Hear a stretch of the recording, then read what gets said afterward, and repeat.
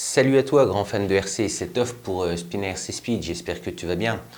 Alors aujourd'hui, de quoi allons-nous parler? Eh bien tout simplement des moteurs thermiques. Donc quand je dis thermique, ça va être les moteurs thermiques nitro, donc nitrométhane. Nous allons voir tout simplement dans cette vidéo comment démarrer à coup sûr un moteur thermique.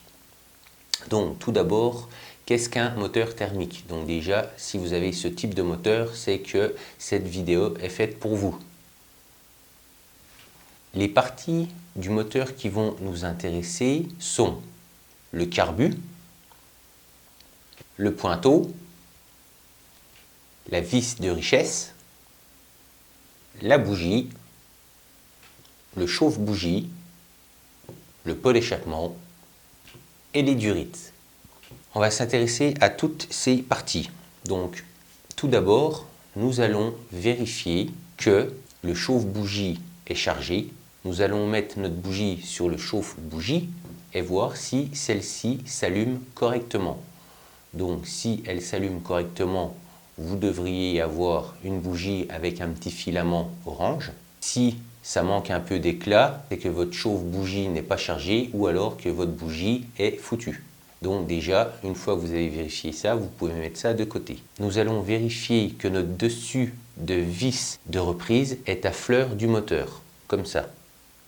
Nous allons également vérifier s'il n'y a pas trop d'essence dans le cylindre de votre moteur.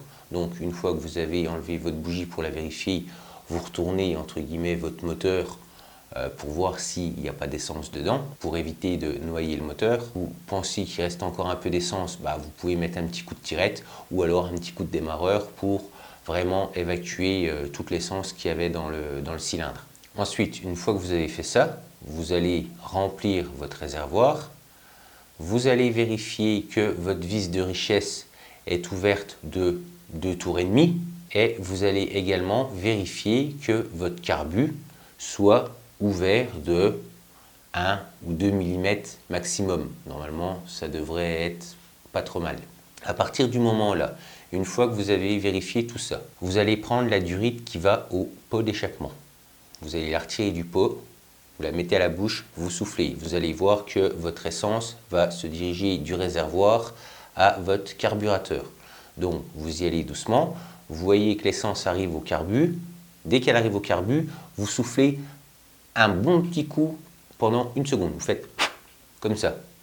Vous remettez votre durite au niveau du pot d'échappement et vous allez mettre 2 coups de tirette ou un petit coup de démarreur, mais vraiment juste pour faire comme ça. C'est 1 seconde, pas plus, histoire de faire monter, descendre le piston 2-3 coups, c'est tout.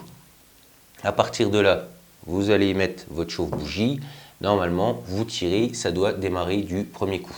Donc après, si ça ne démarre pas, essayez au bruit, de toute façon, essayez d'ouvrir peut-être un peu plus votre carbu, mais logiquement, 1 ou 2 mm, ça suffit largement pour qu'il y ait un petit son de détonation et que le moteur tourne 2-3 coups comme ça.